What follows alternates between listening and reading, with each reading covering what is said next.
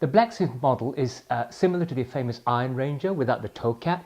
and some other differences like the rolled top of the collar and the different backstay shape. While it comes in a variety of different uppers, this model number 3343 comes in copper rough and tough, which is one of their best sellers. It's a plain-toe work boot design, 6 inches high from the heels to the top of the shaft, Goodyear welted for recraftability, rubber Vibram sole, and a solid rubber Vibram block heel.